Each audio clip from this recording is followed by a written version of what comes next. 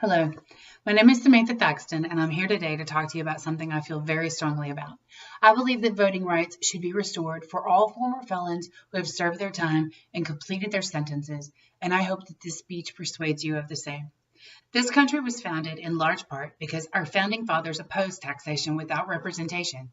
I believe we can all agree it is wrong to tax people without allowing them a say in how the government works.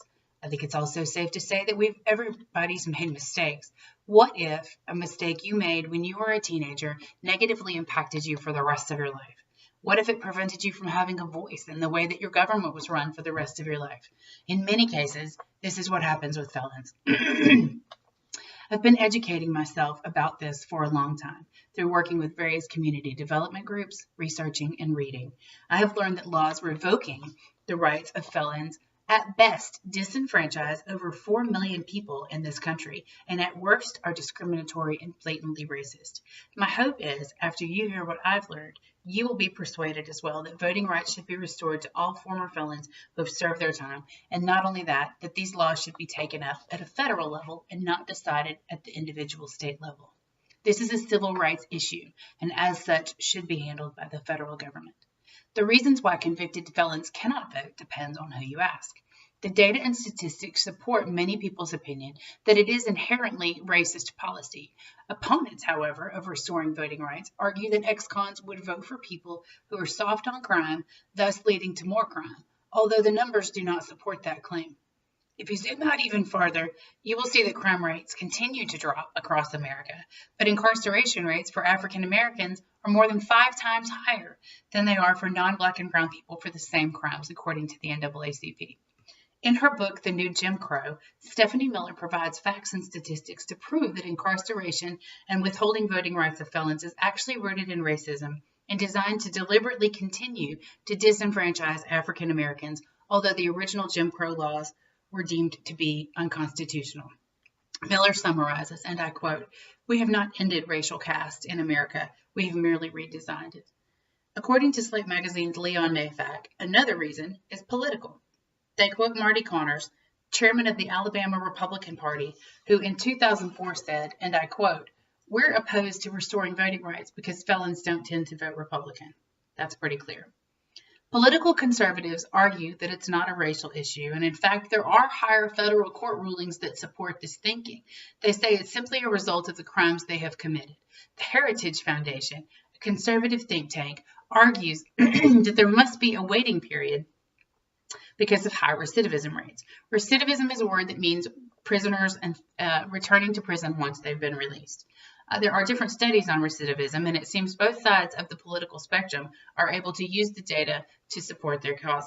Democrats and civil rights groups say that returning voting rights to former felons would actually lower the recidivism rates. Conservative Republicans argue that they should wait and they should prove that they can be successfully part of the society they're returning to. On the surface, this looks like a which came first, the chicken or the egg scenario. But in my opinion, anything used to prevent people from voting is at best politically motivated and disenfranchising, and more likely racist as well. Interestingly, an ex-con can actually be elected to office in most states. The Constitution allows for it and does not disqualify someone for running for office. The requirements vary and legality vary from state and local levels, but it's not at all uncommon for someone to serve office who is a former felon or even serve from prison. So if there are so many holes in the case for continuing these laws, why has it not yet been taken up at a federal level? So far, congressional members have been reluctant to make this a platform issue for fear of being seen as soft on crime. It's an easy target for their opponents to take up as a banner issue. As well, there just haven't been the votes in it to make it worth wading into the complexity of the issues to make it worth taking the risk. And two, there are always other larger platform issues that take priority, especially these days, such as the economy, healthcare, immigration, and national security. In our ADD soundbite society, it's very difficult to get people's attention for more than the length of a 60-second commercial, so something has to give. In 2015, however, Democrats John Conyers and Ben Cardin did take this up and introduced a bill, the Democracy Restoration Act, into the Senate. It was referred to the Committee for the Judiciary in April of 2015, where it currently sits today. The 2016 elections changed the face of the Congress and the White House, giving Republicans control of the House, the Senate, and the White House. Hopefully, this might begin to change after the midterm elections, and this can actually be taken up. State laws around this are different and can be extremely confusing. The process for getting rights restored can be very complex. In many cases, election workers are unclear or confused about what the laws and processes are. People who can still be disenfranchised even after going through the myriad steps to have their rights restored. Or, in another direction, there can be far more damaging results. Recently, here in Texas, an African-American woman named Crystal Mason served her time and was released from prison, and she voted in the 2016 elections. She didn't realize that she was not supposed to vote yet, and she was arrested, and although the judge certainly could have understood that she would never deliberately put herself in jeopardy and vote, knowing that she wasn't supposed to, he didn't have mercy, and he threw the book at her, sentencing her for 5 years back in prison. The judge, Ruben Gonzalez, is a Republican. I think it's very clear that this was not only intended to continue to punish and disenfranchise Ms. Mason, it was intended to send a message to other people of color and intimidate them. It's because of cases like this that in reality this really is a civil rights issue. Regardless, though, of why it hasn't become a federal issue, there are other reasons as well why their voting rights should be restored. Recidivism would actually be lowered, and this is proven in many different cases.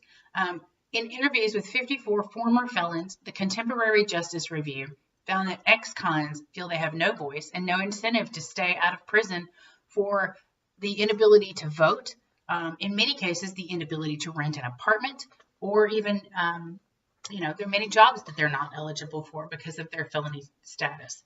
They conclude that ultimately this contributes to high recidivism rates because felons feel disconnected from society even further, regardless of working, raising families, and paying taxes. Voting laws are tied directly to mass incarceration rates. According to the NAACP, African Americans are incarcerated at 5 times the level of non-blacks and brown people for the same crimes. There are also huge disparities in sentencing between people of color and whites. I've been at a conference where I heard Michelle Alexander, the author of The New Jim Crow, speak, and she said that when she began her career at the ACLU, while she felt sorry for the people that had come to get her to help them, she felt like, well, you did the crime, and now you have to do the time. After a while, however, she began to realize that what she was seeing was outside what she knew to be the norm for arrest rates and sentencing guidelines. Once she started gathering hard data, the results were really clear. She'd been hearing this for years, but as a by-the-book lawyer, she'd been skeptical. Then the numbers don't lie. This is blatant racism. Slate Magazine's article also argues there is a moral case and a practical case for restoring voting rights. The moral case is these felons have served their time and paid their debt to society. The practical case says preventing them from voting is simply more trouble than it's worth. Having a single process for all voters would save significant amounts of money and be far less confusing for voters.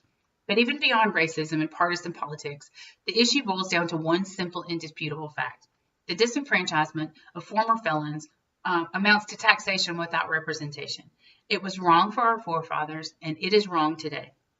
If you agree that our current voting laws are racist and wrong, you can contact your representatives and let them know it's important to you.